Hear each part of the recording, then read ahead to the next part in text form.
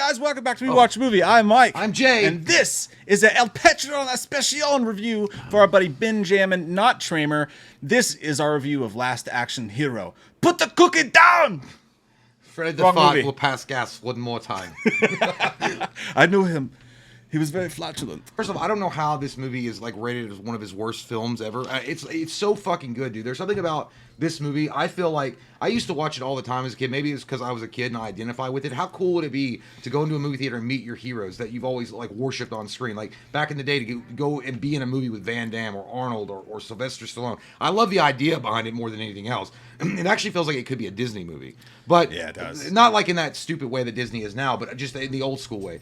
But what I think is cool is there's two different elements going on in the movie that I think they did a really good job combining. Is it's got the smart like funny moments in it, like that James Cameron's known for doing in an action movie, where it kind of alleviates the crowd. It's not just like a big, explosions and huge dicks, and there's nothing wrong with that. I love those. But there, it has the funny parts that make it. It kind of smooths things out. An example of that is True Lies with Tom Arnold and Arnold. Yeah, I love it when True Lies, when he thinks he gets shot and he goes, oh, and he gets shot in the nuts. Yeah, Tom Arnold's great. He goes, maybe she's sleepy when he thinks that Jamie Lee Curtis is cheating on him. You killed them all? He's like, yes, but they were all very bad. Yeah, well, so he's got the James Cameron humor that comes with his action movies, but then it's also got like the over the top crazy explosions that Michael Bay does so well. Yeah, and that's why I think it's a good combination between the two. Like this guy is literally the bastard of Michael Bay and James Cameron. It is, and the director's John McTiernan, who directed Die Hard. He directed Predator. He was on a roll before the FBI or taxes or one of those things.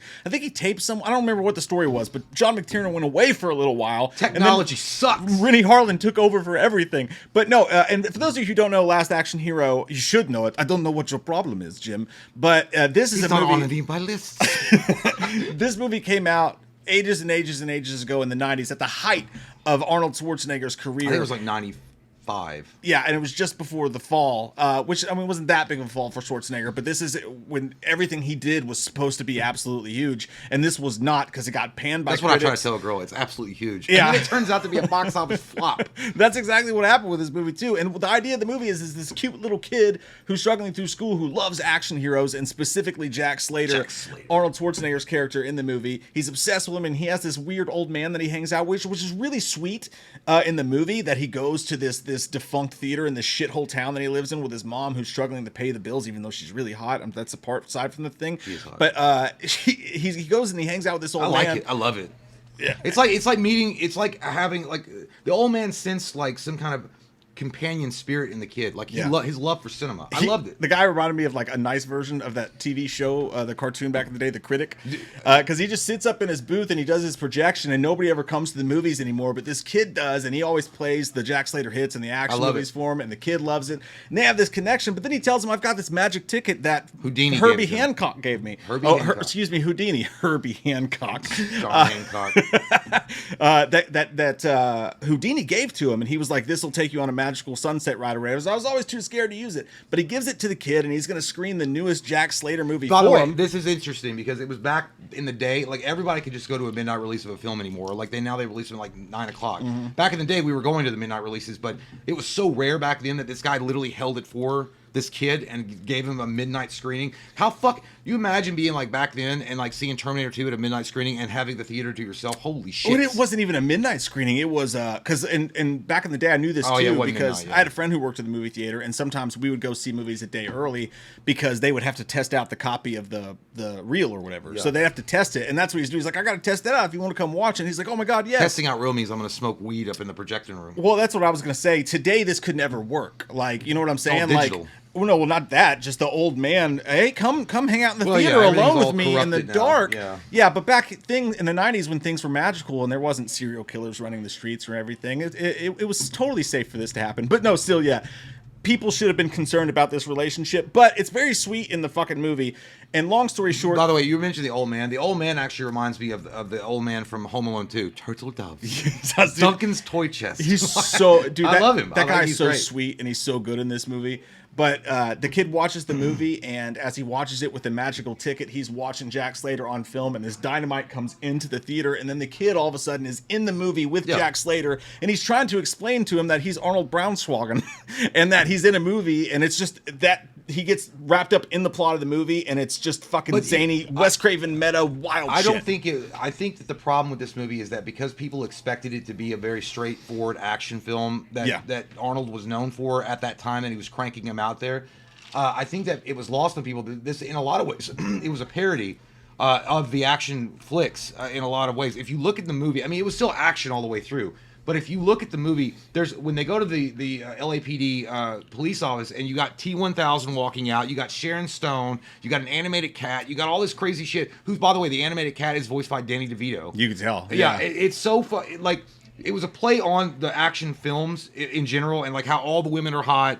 And all the sexiness and all the crazy gunshots that doesn't seem to kill the hero, but it was before Scary Movie. And when Scary Movie came out, I feel like they got that better because it was around that time that people were like maybe a little bit more accepting or ready to be like accepting of a movie like that. Yeah. But again, it's still an action movie. Yeah. But it's just there's a lot of parody going on throughout the movie, which I think that people, when they bought the ticket, they were just like, I was expecting just a straightforward like, fuck you, let me suck on them big jug titties action style shit, and you didn't get that. But I will say, I feel like, dude, I swear to God, I would rank, this is one of my favorite Arnold movies. Like, it really is. I love this fucking movie. I've watched it all the time. I love this movie. I brush my teeth to it. Yeah, I brush my teeth and I gurgle nuts. I mean, I gurgle mouthwash to it. You love African Child. You brush your teeth to it. For sure. But yeah, like, what was it? There's one scene I always thought, and I always remembered it when I was a kid, like I can see myself as the kid because it would be the same way if they were real life, like like if I got sucked into a Ghostbusters movie and it wasn't Bill Murray and Dan Aykroyd, it was literally Peter Venkman and fucking Ray that I was hanging out with, you would just be freaking out and you would know so much about them and they wouldn't know how you know. So like when the kids talk and the sergeant is yelling at Jack and he's like because I just love it. Like the kid is like watching them, and then the sergeant's like, "What are you staring at?" And he's like, "I just love it how this like love-hate relationship that you guys have." He's like, because remember when your wife ran off with that circus midget, and Jack said he would never tell anyone to save you in the embarrassment, and then the sergeant's like, "You said you never would," and then he's like, "I didn't tell him that." He goes, "Where did you hear that from?" He's like, "Jack Slater won." He's like, "You told your father." That was a great. He's like, "You told your dad." No, dude, and that was actually, and I don't want to burst your little pee-pee bubble, but why is it? Do you ever had a bubble come out? You know, yeah, it's called dehydration. Yeah, in the toilet it's supposed to be. It's not supposed to come out. If it comes out, like, you got to go see a doctor. I got one pop. Doctor. I got the black lung pop. I don't know where I was going with that one, but no, that's actually my problem with the movie. It's not one of my favorite Arnold Schwarzenegger movies. I do not enjoy it. You will not enjoy this. It will be rough. And what he was talking about in that movie 300 was he was going to sodomize his wife. Do you remember that? What? He sodomized Leonidas' wife in 300.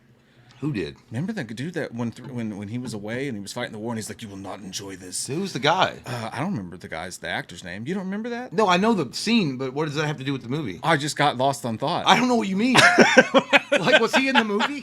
I love this movie now. Like, I do love this movie. Because someone got sodomized in 300? No, as a whole. Like, I know what you're... Because you said you will not enjoy this. I knew the quote. Yeah. Okay. It all ran together. The train is left. Run off sentence.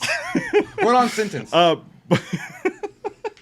20 minutes later, where the fuck did we get ice cream? Dude, I literally... it's like if you were like a special child in a classroom and you wrote me what you did this summer...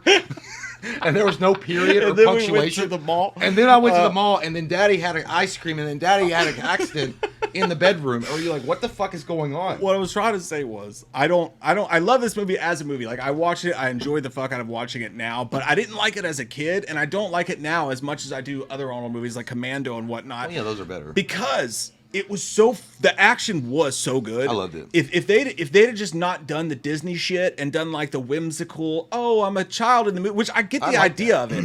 If that idea was in a different movie, if you take that idea, that little kid in the middle of this action movie, because that was you and me, like, right? Like, that's what I loved about it. We love these movies, and to be in a Van Damme movie would have blown our minds. But I find myself going, the action's so good, and Arnold Schwarzenegger's so badass, and he has so many cool one-liners, and the bad guys are awesome. That dude, Jack the Ripper with the yellow coat. Dude, Jack the Ripper was great, and the guy with the glass eye. Yeah, from Game of Thrones. Love that dude. All the bad guys were so good. The action was so good. Remember when he snaps his finger and they do the triangle, the dogs? He goes, and he's like, I snap my fingers one more time, and then they'll be whatever. And then he was like, He goes, he's like, Arnold lights that cigar. He goes like, and plus, how are you gonna snap your fingers when I rip off both your thumbs? I was like, shit, it's so good. That's such a great fucking line. First off, I wonder why I'm wasting my time doing this when I could be doing something much more dangerous, like rearranging my sock drawer. Dude, I also remember when he was like, all the years of police work, all I had to do was put my finger in the house and the bad guys were in there. Dude, Arnold's comedy was on point. Yeah, you know, it reminded me of Twins, like the way that Danny DeVito played off of Arnold. Like, it was not me. The pavement was your enemy. Yeah, but overall, yeah, you were talking about the action sequences. Yeah, that's my main problem with it. I can't help but still today, even now, I watch this, and Arnold is really funny in it, and like I get the kid storyline. I wish the kids being in the action movie was in an action movie that wasn't so fucking good on its own, because this. As its own rip action Jack movie, Slater 4? I wish they would have made a sequel that was just pure Jack. That dude, someone should do that. Make a Jack well, Slater? I mean, I guess go back in time, but someone should have made a Jack Slater movie that was just a Jack Slater movie, because I found myself constantly going, I just want to watch the Jack Slater movie. It's so much better than this kid. And while the kid actor was really good in the I don't movie, mind him. I don't mind him at all. He's really good emotional actor. Like when he was like, I'm afraid I'm never going to see you again. I was like, fuck. But yeah. I still found myself being like, shut the fuck up, kid. I want to watch the action scene and all this badass stuff that's going on, and you keep ruining it with your namby-pamby bullshit. I feel like that's any child actor, though, taking away from the screen time that we want to see from our action hero. But the tone was just... well, the part that got me, which I thought was really cool, was he was uncredited in this scene. Ian McKellen was death. Yeah, dude, and it was so fucking cool, that moment when he walks up and then Jack is dying, and then he's like... I was just curious. But that performance of that kid, he's like, this one goes, this one stays. Well, you're not, dude. That was like mature ass fucking acting level ability, and it was like I was like, yeah. And he's like, but you are Danny. You died, grandfather. And then he walks away, and I was like, that's fucking. And it was Ian McKellen, and it was uncredited. Dude, and I also, when that scythe came out of the screen, that looked so badass. Yeah, well, I also love I just love the meta. I love the idea, like when the bad guy, he goes, and here the bad guy can win. The guy, which is true in the real world, bad guys win all the time. That was so, dude.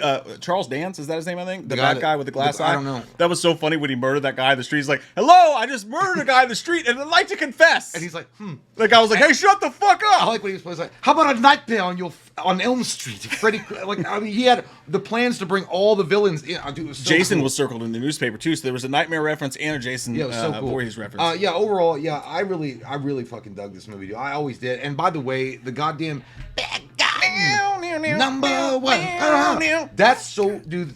And by the way, I wish they did like music videos like that anymore. They've just made music for the movie, and they had a music video to accompany it. Like in that music video in AC/DC, like Jack, he shows up and he's like and then he gets on the stage and he does.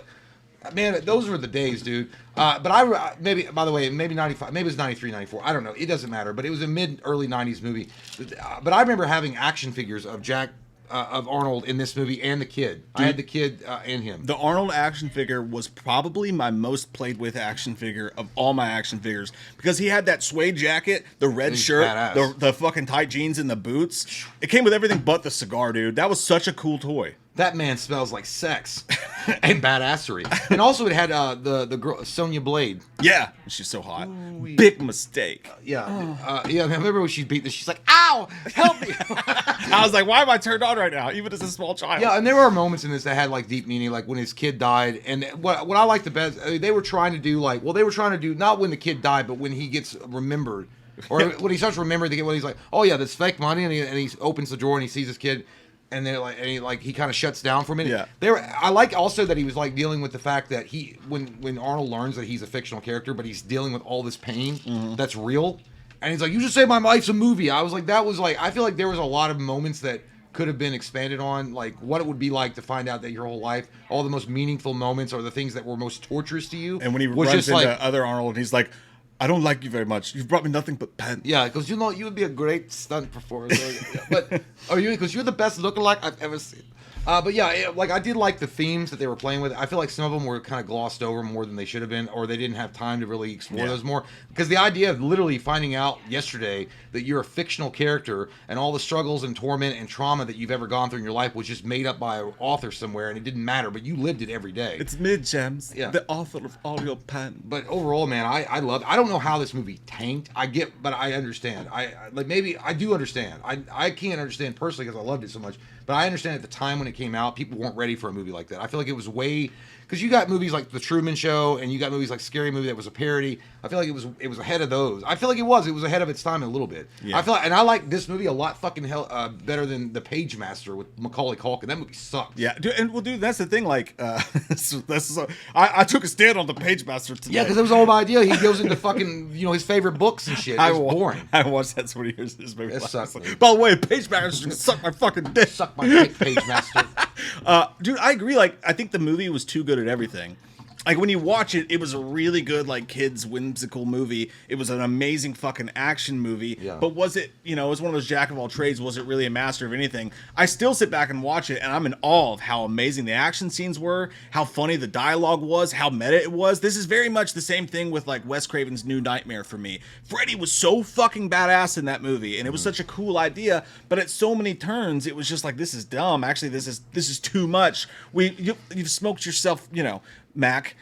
We flew too close to the sun, and sometimes this movie does that too. But every time I watch it, I can't help but just be like, I feel like I just want to watch the action movie. It's so good. I feel like this is a good entry level action film for a kid. Oh yeah. I feel like that's what's good. Oh yeah, I don't know why I was a Kool-Aid man. No, yeah, but I feel like it would. You just burst through the wall, bro. But no, I think that if you have a kid that's maybe they're starting to discover some badassery like Arnold or Sly or whatever, but it's a little bit. You can't show them some of the really hard shit yet. Show them Last Action Hero and work them in, and then infect them with that virus so that they can go.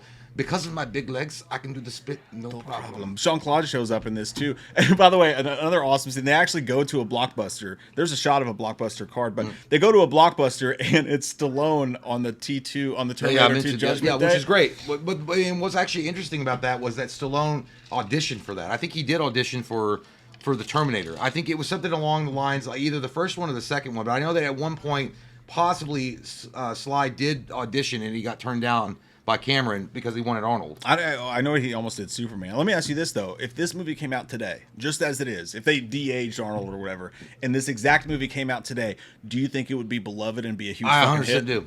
I do too. Because it makes it's not trying to send a political message. I think it would actually be a hit. I think it would do it very well. But and this is the kind of movies that I wish they would make with action. I miss these days. I miss it's not just this movie, but I miss the Lethal Weapons or the Blood Sports or the Kickboxers or any of those movies back. Commando. But honestly, there's nobody with the charisma to pull off an Arnold, a Stallone, or Jean-Claude Van Damme. Not yet, no. Maybe there's Scott Adkins, but he doesn't have the star power. power. It's just not even just it doesn't have to be the lead actor. I feel like there's a lot of writers out there that want to write movies like this again. Yeah. Just escape from reality. Fuck you and all your messaging shit. I just want to make a good goddamn action movie. And don't give me The Rock either, because The Rock is not it. He's too. The Rock's all right. Magoo. Well, The Rock's all right, but he works in certain roles and he works in a finite amount of time. I don't think. I did enjoy The Rundown, and I did enjoy the one that he did with the American Pie guy. He's just. I don't know. No, Walking Tall. I did Walking Tall is great. Walking Tall, yeah. But The Rock is too eager to please, dude. Like Stallone and Arnold, they were doing their own thing. The Rock wants everyone to love him. So he's never gonna do anything that's grimy and dirty and that's really gonna get down in the mud and be like one of these people that you can.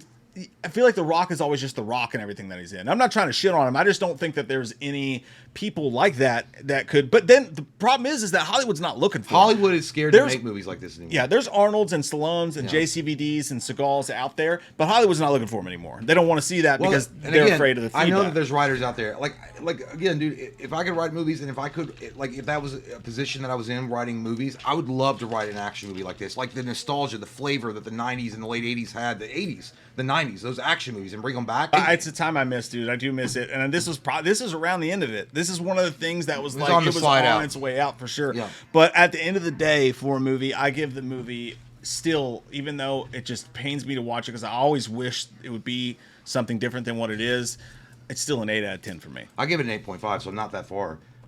It's one of my favorite Arnold movies, though. But there are so many great classic Arnold movies that it's hard to maybe it wouldn't be in my top 5 because I really didn't think about that. There's so many great Arnold action classics, but there's something about this movie that's been very. It's so charismatic, and it makes no apologies, and it is what it is, and it's not trying to be anything more than just a kid meeting his hero. that he always watches on the movie screen. And I think that's anybody can relate to that. And I feel like that's why it works so well. Because, great bad guys. Yeah, it doesn't matter what background you come from, what color you are, whatever. Anybody can relate to that. How cool would it be to have a magic movie ticket and you can go into any movie and meet those characters that you always love? I wish I could get a magic movie ticket to your butt. I wish I could get a fucking magic wiener that wouldn't get a girl pregnant. God, what? What? That's stupid. They cut it. It's called a condom. I got it cut. I got my wiener cut. Nasty. I didn't actually do that. I won't do it. I refuse. You can't make me, Dad. What? What a great movie. What a great recommendation. Thank you so much for recommending it. And by the way, since this is going to be on regular YouTube, not that regular Patreon, the regular YouTube. Rumble. We do have a Patreon set up, and this is what we do for our Patreons. Yes. They can request a movie or a review or a commentary, and we will do either one. Yes, there's a tier on there where you can request that, and Benjamin, not Trammer, is the one who requested this. Excellent choice, my friend. Very good, very good. Up top, all right. Boom. I bet we missed it in real life. It probably was like that fucking Carlton, like. Hey, we love your all's fucking faces. We love you, Ben. We love you. I love this wiener. And we'll see you guys soon. See you guys. Goodbye. Bye. Bye, LL Beans. Hasta la vista. Bad. Here comes that white-faced fucker, an asshole like no other. He's a big old piece of shit. Wants to stab your sister's tits cause he's a white-faced fucker. Loomis can't recover. Dr. Challenge drunk again, sleeping with your sister's friends. Do you want to know about the darkness? I said, God damn. God damn you, faggot! Halloween never ends, suck my fucking dick, and I don't really care what Blumhouse fucking says. Put him in a box, or suck a fucking cock.